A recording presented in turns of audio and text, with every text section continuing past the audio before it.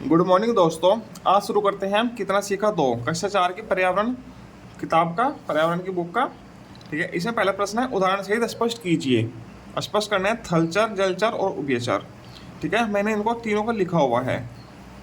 ठीक है, ये तीनों मैंने लिखे हुए हैं। थलचर कौन होते हैं? जो केवल जमीन पर रहते हैं। ठीक है, भूमि पर रहने वाले थलचर होते हैं। थल मतलब कि थल, जमीन, सतह पर रहते हैं जो। ठीक है, जलचर जो सिर्फ जल में रहते हैं।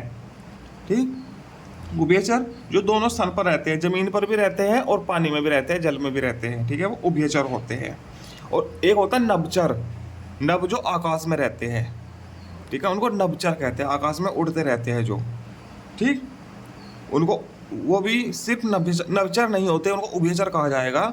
ठीक है, क्योंकि वो नभ में, आकाश में और उस पे धरती पर, दोनों पर रहते हैं। अकेला नभचर कोई नहीं है, क्योंकि हमेशा ही नभचर और नभ में, आकाश में उड़ता रहे, ऐसा कोई नहीं है। ठीक है, अब थलचर के उदाहरण कौन कौन है? जो थल पे रहते हैं, जमीन पर रहते हैं। कुत्ता, शेर, भालू, चीता, कोई भी लिख सकते हैं। दो उदाहरण लिख दीजिए। ठीक, जो जल में रहते हैं, मछली रहती है, ऑक्टोपस रहता है, केकड़ा रहता है। ये सब तीनों चीजें हमेशा जल में ही रहते हैं। ठीक है, केकड़ा भी लिख दीजिएगा, आप मर्जी है, पर दो काफी है आप लोगों के लिए। उभयचर जो दोनों जगह रहते हैं, कौन कौन रहते हैं? मेंढक रहता है जो जल में भी रहता है और सतह पर भी रहता है। मगरमच्छ है, जल में भी रहता है और सतह पर भी रहता है। कछुआ है, कछुआ भी लिख सकते हैं। ठीक, और भी है, जलीय सांप भी होता है जो सतह और जल दोनों में रहता है, वो आप उभयचर पर लिख सकते हो। केचुआ होता है, सतह पर भी रहता है, पानी में भी रहता है, लिख सकते हैं। ठीक, अब रिक्त स्थानों की पूर्ति कीजिए। दूसरा प्रश्न है, बकरी एक जंतु है। कैसा जंतु है? शाकाहारी।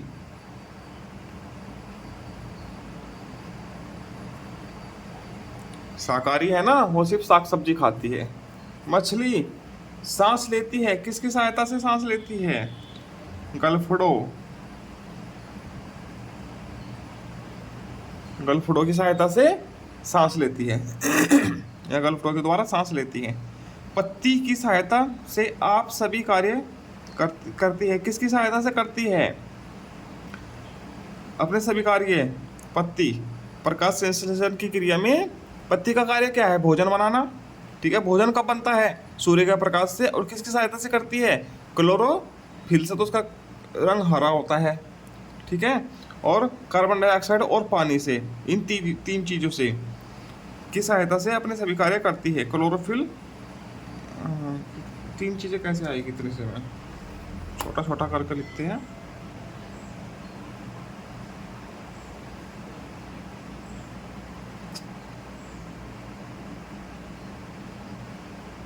क्लोरोफिल, पानी और कार्बन डाइऑक्साइड।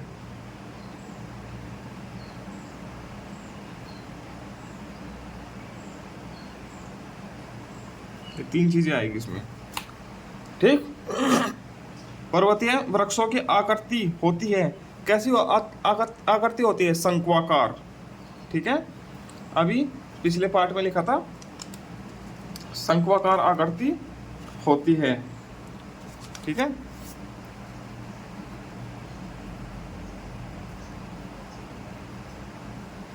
पेड़ों की।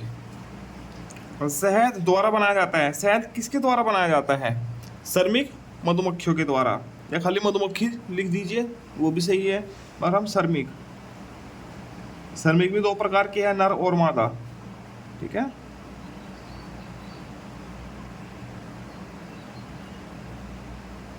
श्रमिक मधुमक्खियों के द्वारा बनाया जाता है। ठीक, अब पश्मीना की एक नस्ल है। पश्मीना किसकी नस्ल है? भेड़ की। पश्मीना के सुने होंगे, मफलर आते हैं, शॉल आते हैं, स्वेटर आते हैं पश्मीना के। ठीक है, वो पश्मीना नाम नहीं है, वो ऊन का नाम है, और ऊन होती है पश्मीना नस्ल की भेड़ से प्राप्त। ठीक है, तो बहुत महंगी होती है। ठीक, यूरिया व अमोनिया सल्फेट खाद के उदाहरण हैं। खाद कौन से खाद के? खाद दो प्रकार के होते हैं, जैविक और रासायनिक। ठीक है, तो ये रासायनिक का है।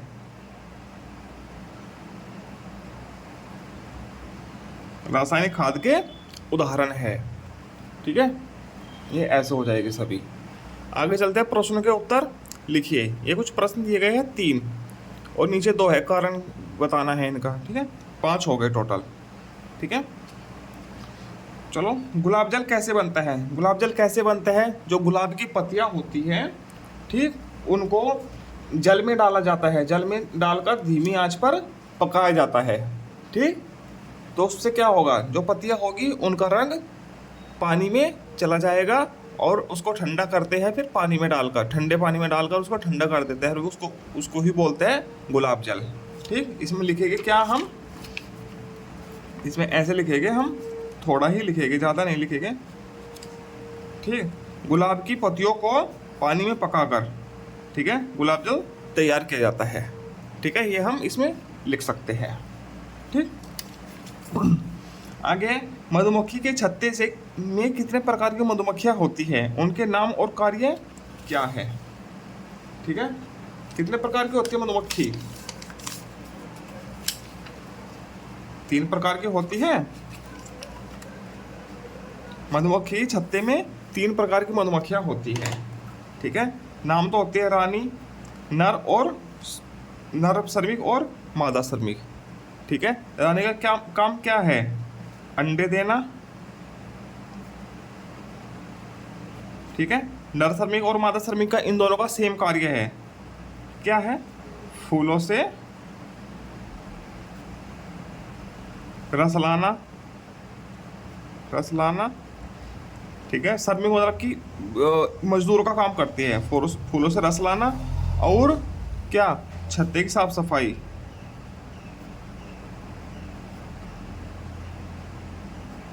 साफ सफाई का कार्य भी यही करती है श्रमिक मधुमक्खियाँ। ठीक है, इसका उत्तर ये हो जाएगा। उनके नाम और कार्य बताने थे ना। ठीक है, अपने मनपसंद फूल का चित्र बनाकर उसमें रंग भरिए। ये प्रश्न का उत्तर आप खुद करिएगा। आपके मनपसंद का जो फूल होगा उसका अपनी कॉपी पर या ड्राइंग शीट पर चित्र बनाना है और उसमें रंग भरना है। ठीक है, कोई गुलाब का बनाएगा, कोई कमल का बनाएगा, कोई सूर्यमुखी का बनाएगा, वो आपकी मर्जी है। ठीक, आगे है कारण बताइए। कारण बताना है, पौधे, जड़ पौधे की नींव क्यों है? जड़ पौधे की नींव क्यों है? ठीक है, चलो, इसका क्या कारण है? इसका ये कारण है, जड़ पौधे को मिट्टी में स्थिर रखने की मदद करती है, स्थिर, पौधे में स्थिर रहने में मदद करती है, पानी और पोषक तत्वों को अवशोषित करती है। कहाँ से? मिट्टी से, धरती से। ठीक है, और पौधे के विकास के लिए आवश्यक कार्य करती है। ठीक है, पानी अवशोषित करती है, खनिज लवण अवशोषित करती है, जो पोषक तत्व होते हैं वो जड़ का कार्य है। ठीक है, और जड़ हमारे लिए भी मददगार है, वो मिट्टी का कटाव रोकती है, जिससे बाढ़ आने पर मिट्टी नहीं कटती। बाढ़ की जो स्पीड होती है, पानी के बहने की स्पीड होती है, वह कम हो जाती है। ठीक है, ये हमारे लिए इसलिए उपयोगी है। पेड़ पौधे पर्यावरण को, पेड़ पौधे पर्यावरण को क्या करते हैं?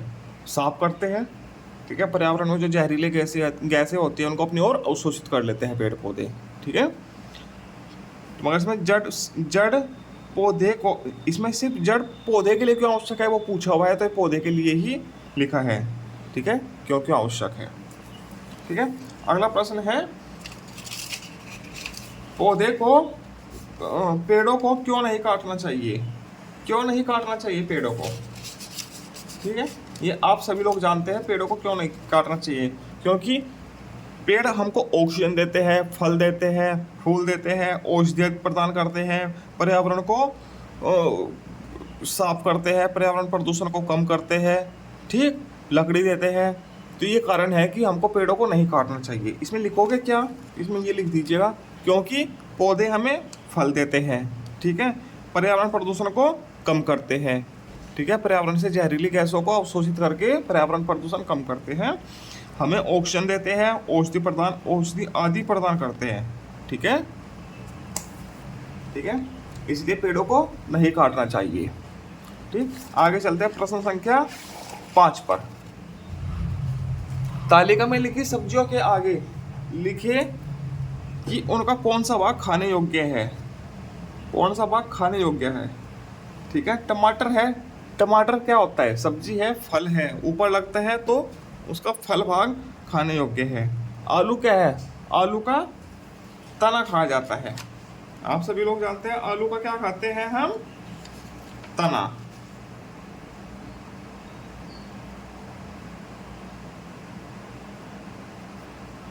पालक का क्या खाते हैं हम? पत्तियां।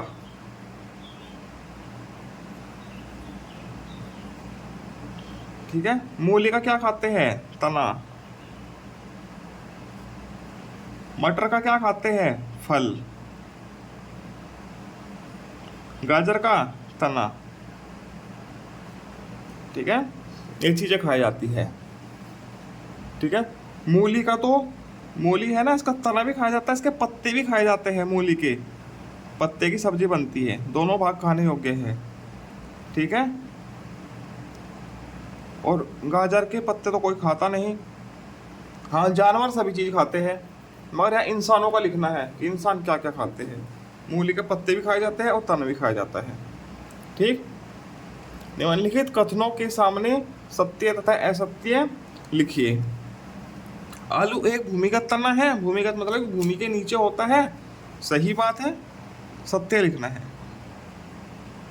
ठीक है, सत्य लिख देते हैं। ठीक। पेड़ पौधों से फूल फल व औषधि आदि प्राप्त होती है। सत्य। ठीक है, हाँ प्राप्त होती है। ठीक। पेड़ पौधों को जीवित रहने के लिए पानी की आवश्यकता नहीं होती है। गलत है, पानी की आवश्यकता तो हर जीवधारी को होती है, हर पेड़ पौधे को होती है। ये असत्य है। ठीक। रात रानी, चमेली, गुलाब या मोगरा आदि फूलों से इत्र बनता है। हाँ, सत्य। ठीक है। हाथी रेगिस्तान का ताज कहलाता है। सत्य है। ठीक, ये ऐसे पढ़ लीजिएगा आप। आगे चलते हैं। सही विकल्प के सामने बने वर्ग को काला करिए। काला करना है। ठीक। पत्तियां सूर्य के प्रकाश में भोजन बनाती है। हाँ, सूर्य के प्रकाश में भोजन बनाती है। कार्बन डाइऑक्साइड से, पानी से, क्लोरोफिल से, इन तीनों से बनाते हैं। क्लोरोफिल, कार्बन डाइऑक्साइड व पानी से। ठीक है, इसको काला बना दीजिए, इसके सामने वाला। ठीक। अब पुष्प में पाए जाते हैं। पुष्प में क्या होते हैं? बाह्य दल, अस्त्रिकेंसर, पुंकेसर दल, ये सभी पाए जाते हैं पुष्प में। ठीक है। प्रजनन का कार्य ये करते हैं। किसी पौधे में प्रजनन का कार्य पुष्प का ये वाला भाग करता है। ऐसा पूछा पुष्प में पाए जाते हैं, तो इसका ये उत्तर होगा ये सभी। रानी मधुमक्खी का कार्य क्या है? रानी मधुमक्खी क्या करती है? छत्ता बनाना? नहीं। एकत्र शहद, रस से शहद बनाना? नहीं, श्रमिक का काम है। फूलों से रस एकत्र करना? नहीं। अंडे देना, रानी का काम होता है अंडे देना। ठीक। इसी के साथ आपका कितना सीखा 2 पूरा होता है। आगे मिलते हैं हम पार्ट 10 मेला के साथ। धन्यवाद।